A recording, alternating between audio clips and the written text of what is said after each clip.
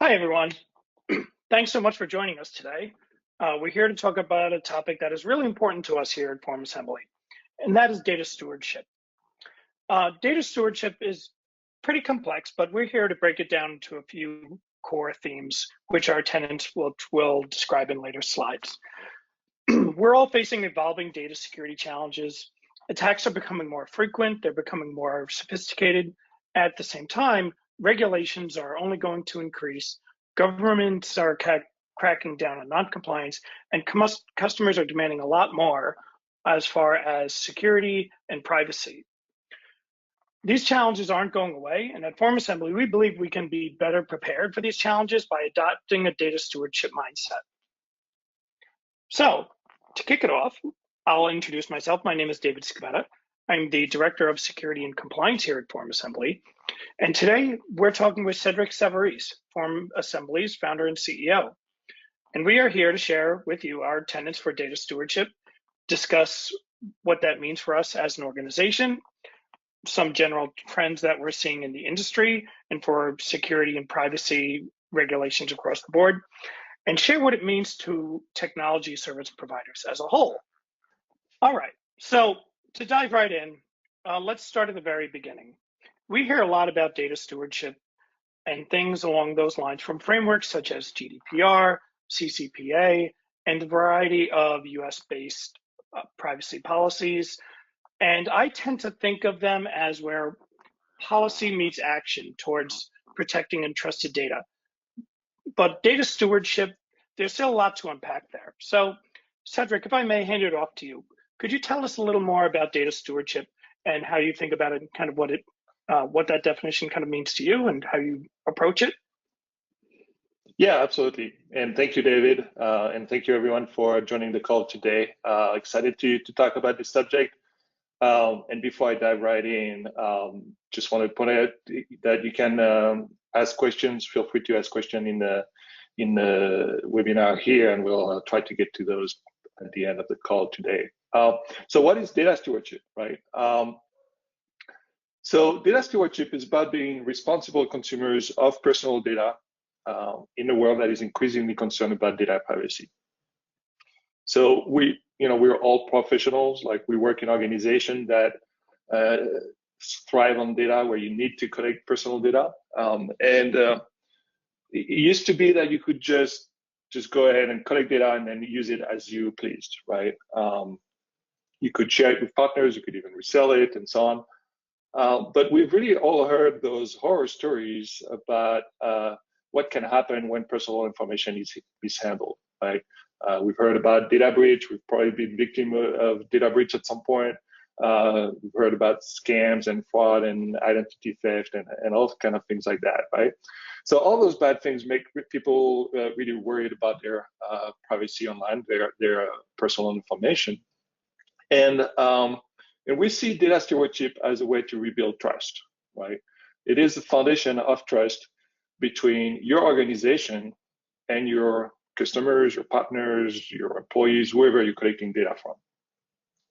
So if you think about this, someone else's personal data is no longer something that you can own, but it is instead really a responsibility that you have. And as we'll discuss later, data stewardship is really, it needs to be an organization-wide initiative wherever sensitive data, personal data is collected and used. Thanks, Cedric. And I want to highlight one thing that you mentioned. You talked about trust, and we're seeing that term used a lot more by organizations to really describe the narrative about how an organization is a proper steward for sensitive data, for customer data. And we're seeing that specific language crafted more and more for privacy organizations and regulations, certainly, again, things like GDPR. And I think that's a very good segue into our first tenet, which is lawfulness. I tend to think of lawfulness as the specific actions and specific regulatory environments facing specific use cases for personal data. Cedric, can you tell us a little more about your interpretation of lawfulness and how you've seen this particular tenet? Yeah, so when we think about data stewardship in general, we try to organize this concept around those 5 tenets, right? And we're going to go through all 5, but the first one is lawfulness, right? The first thing that you want to make sure to do if you're collecting and using personal data is that you want to do it lawfully, right? You don't want to break the law either intentionally or unintentionally. And this is what we've seen in response of concern and abuse of data privacy, is that a number of regulations have popped up around the world, right? You mentioned the GDPR in Europe. Since then, there's been the CCPA in California. And generally, there's a push toward more comprehensive data privacy laws around the world, even at the federal level here in the United States. So this creates this is a bit of a patchwork. Like, it's a bit confusing. It's a patchwork of sometimes overlapping laws that is pretty difficult to navigate. Like, I'm here in the United States, and I may be subject to a law in Europe, like the GDPR, based on who I'm doing business with, right? And this is particularly difficult. And this is this concept of extraterritorial reach, right? The GDPR has a reach across the world to potentially the United States, right? And so that has left a lot of people confused about their obligations under the law. And while we certainly recommend people to get sound legal counsel, we do believe that data stewardship does simplify compliance and limits legal risk, right? If you think about data privacy laws, they're generally designed to give individuals more rights and more control over their data collection practices, over their own personal data. And we believe that you should act in that spirit, and you should honor those legal rights, and you should provide more control, even if you don't think that you're legally obliged to, right? And the laws that protect privacy rights are also designed to prevent unfair practices, right? So you should definitely steer clear of those. Yeah, I certainly have to agree. The area and scope of data privacy is very complex when you take into account all the different US states that have their own privacy laws, GDPR across Europe, and everything kind of having to do with where citizens are, where companies operate. And Cedric, you mentioned fairness, which is actually our next tenet. And I think that tends to be a very common theme among all the data privacy standards, and it really does go back to support data stewardship and generally fair use. I very commonly see this as a talking point in both security and the privacy space. The FTC talks about fair use of data, fair use of your privacy policies and your terms of service quite a bit. That said, Cedric, can you talk to us a little more about fairness and kind of how you see this relating to the rest of the tenets? Yes, so really what you want is, first of all, your data collection practices should be fair to the person that are sharing their information with you, right? And really, we're not saying this because it sounds like a nice thing to do, but we actually do believe that it's the smart thing to do, right? There's nothing that breaks trust more than trying to trick people into agreeing to things that they would otherwise not consent to, right? And so fairness means that you should steer clear of deceptive practices, right?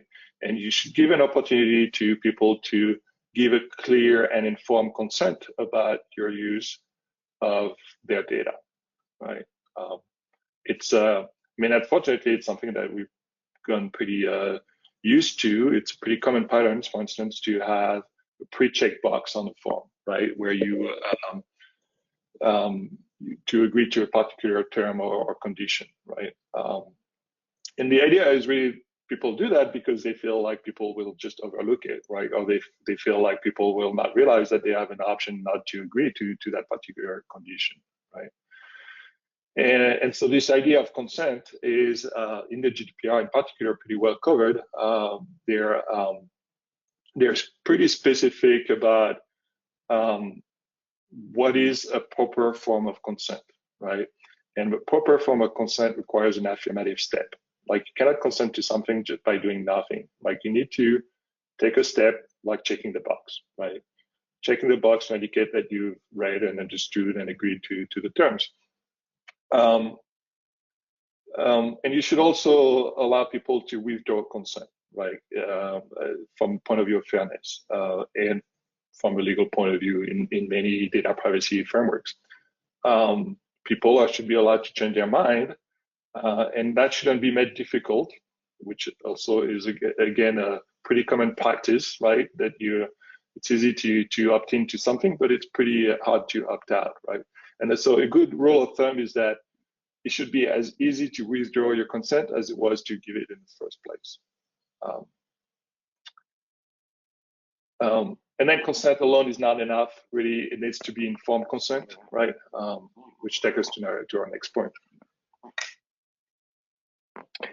Yeah, so consent, I think, really does play in fairly closely to what we were just discussing about fairness.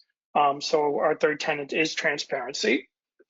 And this also supports your earlier point, Cedric, in talking about trust and the very idea that you are not being, a company, a person is not being misleading about how their data is going to be used and their rights and privileges in use of that data.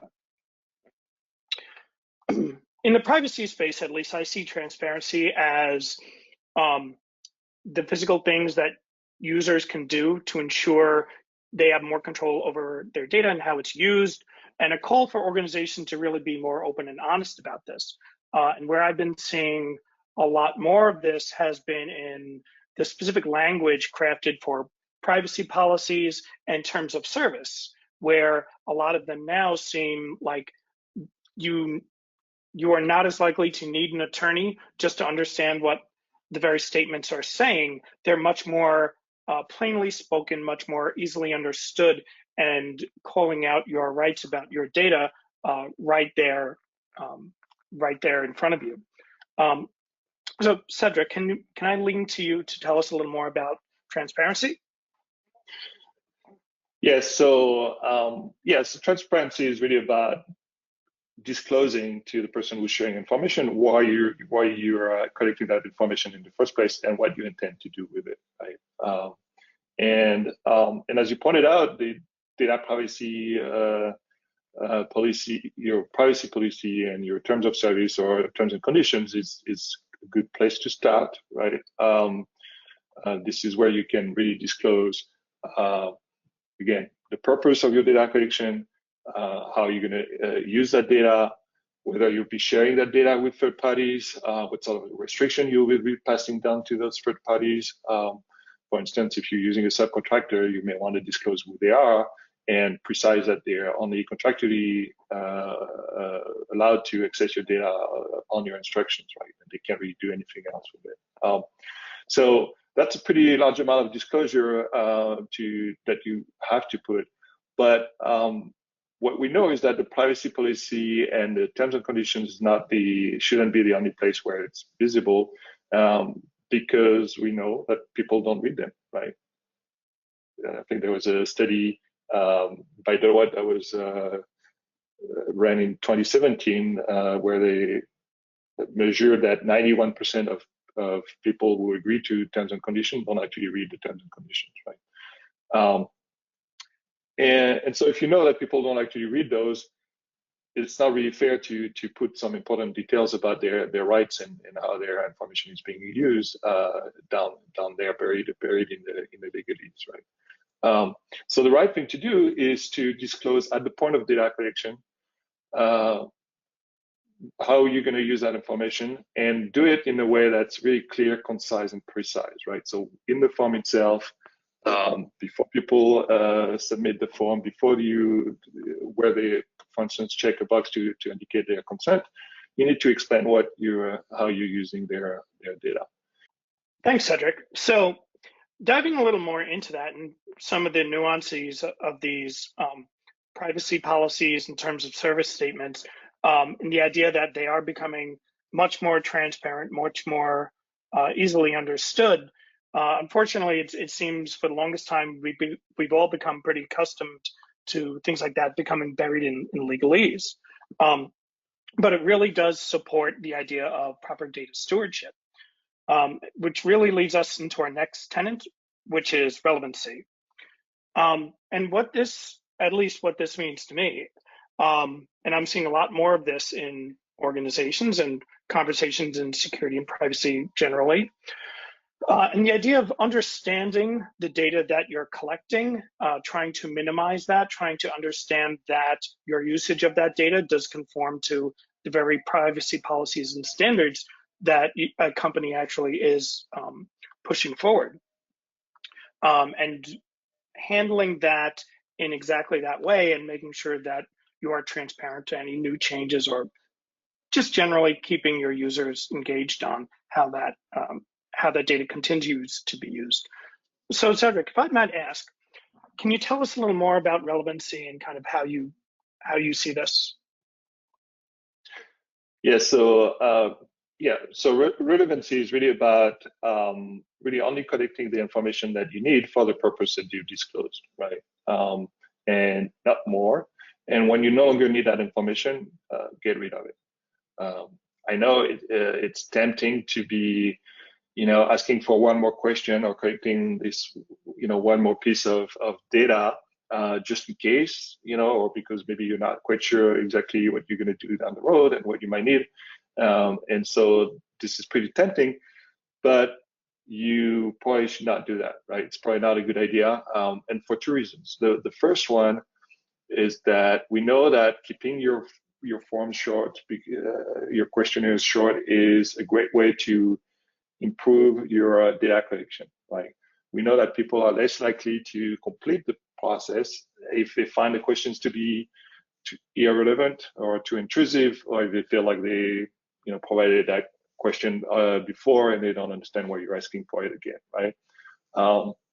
So keeping your form short and to the point is really helpful in that regard. And then the second aspect is that it limits the impact of any sort of data security security incident, right? If you have a data breach, you will be in much better position, and it will have a much lower impact if you no longer have the data, or if you didn't have that sensitive data in the first place, right? Which takes us to our last tenet about security. Really, all your good intentions won't matter if your data is breached. So, David, back to you. This is kind of your area of expertise. So. Yeah, thanks, Cedric. And I really see the fifth tenet, security, as the principle that really kind of brings everything together about data stewardship together. I really see security as a shared responsibility. The shared responsibility model ensures that clients of any product or service are able to secure their own use of that product, manage their own data collection securely, and verify that service providers along the path of that data collection are also they themselves secured. For FormAssembly, we work pretty hard behind the scenes to ensure that the data entrusted to us is properly protected and secured, and that our products and services have the necessary security options to ensure that our clients can secure their own forms and workflows. Internally, we also take a number of steps towards validating the things we're talking about here in terms of security in the form of annual security audits.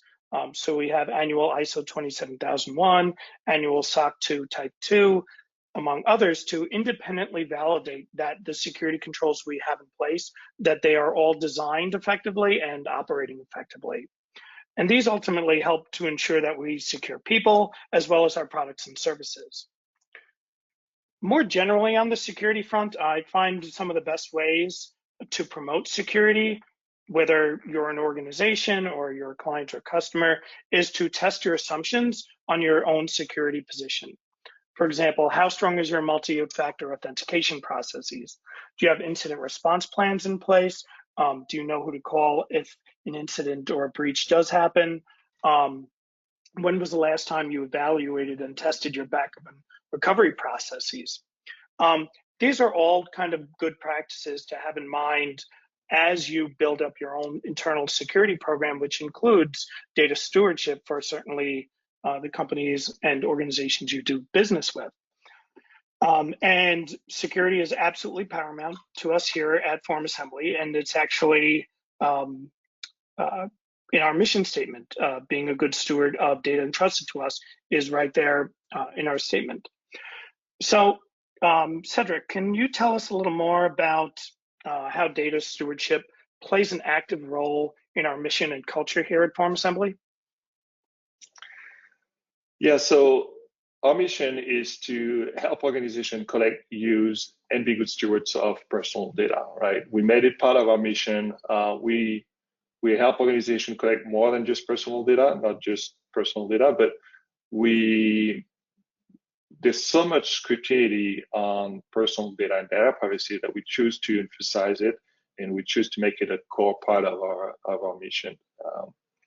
And so we apply those tenets internally, like lawfulness, fairness, transparency, relevancy, and security, to make sure that not only for our own data collection, the data that we need to operate as a business, but also to protect the data that we collect on behalf of our customers, right? So that's a responsibility that we have with regard to the data, the people we share the data, and our customers. But we also think that we have an opportunity to help our customers meet their own obligations with regard to that data. In terms of what we can do, how we help our customers, there's a few things that I want to cover today. The first thing is that we think that organizations benefit from using a product like ours to streamline data collection under one platform, right? One platform that is vetted and secure and that is used across the organization, right? FormAssembly is designed to be pretty agnostic. It can be used in a number of use cases across multiple departments, right? And the standardization of the process ensures that, one, you have a process that is secure and vetted across the organization, and it also improves oversight, right? If your organization is large enough to have an IT department or a compliance team or a legal team, it provides them with better visibility over data collection practices across the organization. You can delegate the data collection to the business user, the people who know what they need and how they're going to use the information, but you can still maintain security and oversight, right? And compliance with laws and internal policies. And so there's features in the application that are designed to kind of facilitate that and improve privacy and security. There's review and moderation features, for instance, but there's also a way to flag sensitive fields to ensure that that information is redacted on screen or in emails, like to prevent data leaks, for instance, or accidental data leaks. And we also help our customers meet their data residency requirements. If you live in a country that has particular restrictions on how personal data can go, you can make sure that it stays within the country of origin. We also provide education to this webinar is one example of them. We also have a white paper on this subject that you can download, and regular blog posts and other webinars to really help our customers understand data privacy laws, best practices around data collections, and so on. FormAssembly can absolutely help move towards better data governance and provide a lot of different ways to really streamline your data collection efforts, improve management of sensitive data, and really gain better visibility into all that information across the board while still abiding by these different tenets, which provides for sound data stewardship. So that said, that does bring us to the end of our presentation. And we certainly wanted to thank everyone for taking the time today to join us for this discussion. And we wanted to give it a few extra minutes at the end to see if either of us could answer any questions anyone may have. All right, guys, our first question is from Kim, and she asks, what is a good first step to take in the journey of good data stewardship for an organization? Yeah, so that's a very interesting question. For any topic like this, that can be pretty daunting, and it might be hard to even know where to start, right? What I would say is that probably the first thing you need is to make sure you have buy-in at the most senior level of your organization. This requires really an organization-wide effort. It's not something that can be one department responsibility. It's everybody's responsibility. And the best way to get to that point is to make sure that at the most senior level you have a full buy-in for better data stewardship. And if what you want to do is really express the importance of it from a trust point of view, right? It's good for trust between your organization and your customers. It's good from a legal and liability exposure, right? Because there's a high risk of liability if this is not handled correctly, right? So those two aspects are usually are enough to convince anybody in a position of responsibility that they should pay attention to this. Great. So Cedric, what inspired you to adopt data stewardship as a core mission of FormAssembly?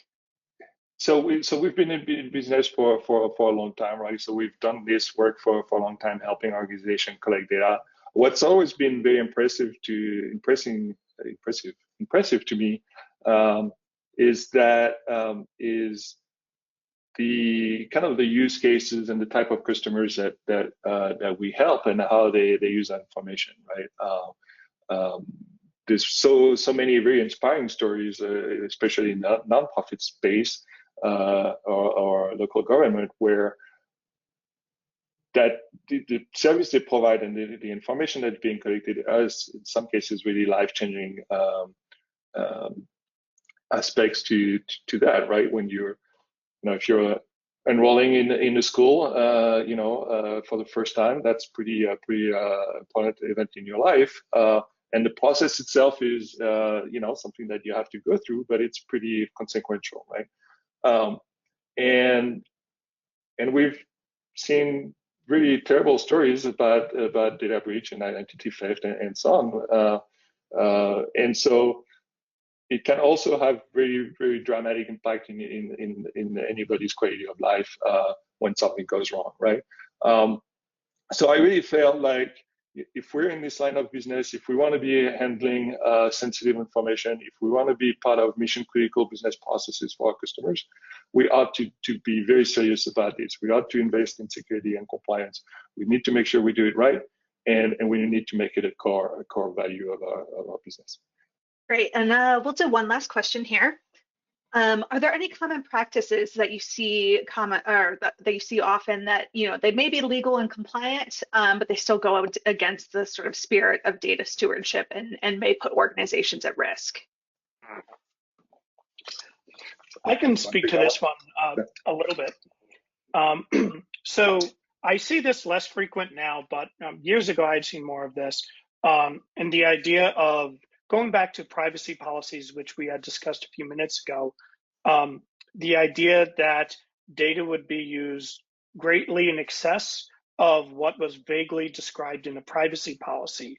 That may not be illegal. It may not be necessarily restricted by any specific privacy policy, but in terms of the tenets that we discussed today, in terms of transparency and trust and proper data stewardship, regardless of privacy rules that are mandating you to do this thing or that thing, it's still good practice to be very open and very transparent about the data you're collecting and how you're using it, including if you have new business products, new services, or you want to collect more information and use it in maybe a unique and novel way that is enticing to the customer, and just being very transparent about it.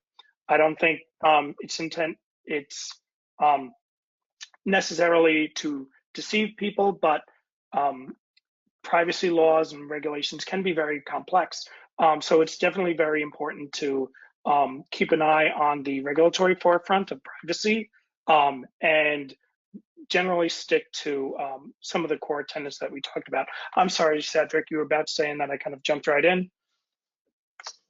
Nope, I think that was great. Yeah.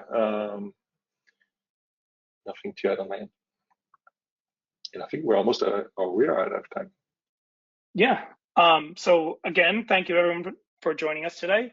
If you're interested in learning more about data stewardship, we're offering our free white paper, Understanding the Importance of Data Stewardship. You'll receive a download link in an email right after this session. All right. Thanks, David. Thanks, everyone. It was a pleasure. Looking forward to the next one. All right. Thanks, everyone.